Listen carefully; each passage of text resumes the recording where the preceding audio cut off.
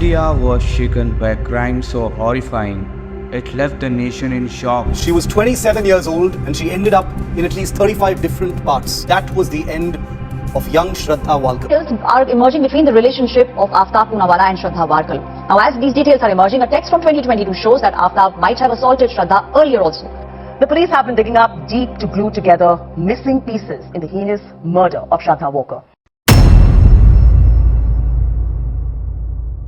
A murder filed with brutality and deception.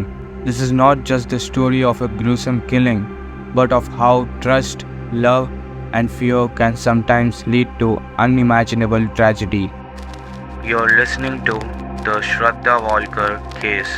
Shraddha Walker एक 26 years की मुंबई की लड़की थी जो अपने पार्टनर आफ्ताब पूनावाला के साथ लिव-इन रिलेशनशिप में थी।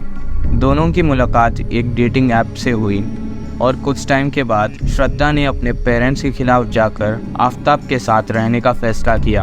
दोनों मुंबई से दिल्ली शिफ्ट हो गए, hoping for a fresh start, but this was not a fairy tale romance.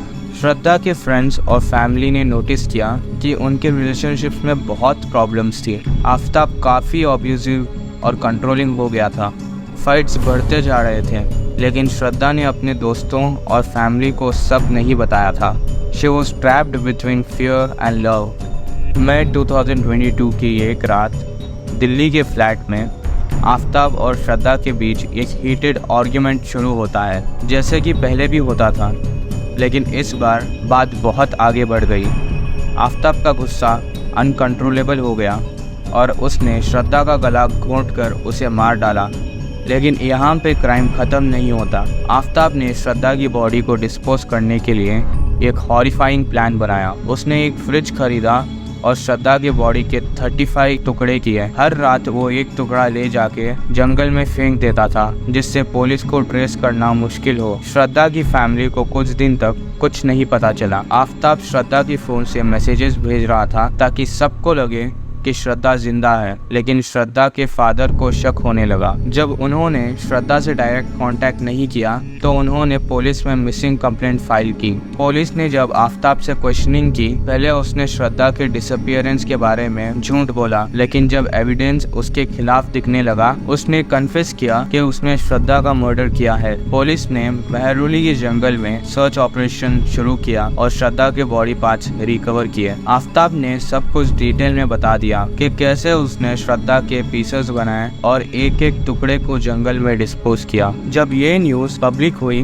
देश भर में एक वेव ऑफ शॉक और एंगर स्प्रेड हो गया। मीडिया ने केस को इंटेंसली कवर किया और सोशल मीडिया पर #जस्टिस फॉर श्रद्धा ट्रेंड करने लगा। लोग डिमांडिंग थे कि आफ्ताब को स्ट्रिक्ट से स्ट्रिक्ट पनिशमेंट दी जाए। ये केस सिर्फ एक हीनियस क्राइम नहीं था, लेकिन इनसे live in relationships, domestic abuse और मेंटल हेल्थ पर बहुत बड़े सवाल उठाए। श्रद्धा जैसे कई विक्टिम्स अपने टॉक्सिक रिलेशनशिप्स में फंस जाते हैं और उन्हें कोई एस्केप रूट नहीं मिलता। आफ्ताब का कन्फेशन होने के बाद उस पर मर्डर का केस फाइल किया गया। कोर्ट में इस केस का ट्रायल अभी भी चल रहा है और सभी लोग इस केस के फाइनल डिसीजन का इंतजार कर रहे हैं। फॉरेंसिक रिपोर्ट्स, श्रद्धा के फोन रिकॉर्ड्स और रिकवर्ड एविडेंसेस ने आफ्ताब के क्राइम को सॉलिडिफाई किया है। आफ्ताब के लीगल डिफेंस को लेकर कई क्वेश्चंस उठे हैं। लोग डिमांड कर रहे हैं कि श्रद्धा के लिए इंसाफ हो और आफ्ताब को सख्त से सख्त सजा मिले। श्रद्धा वालकर का केस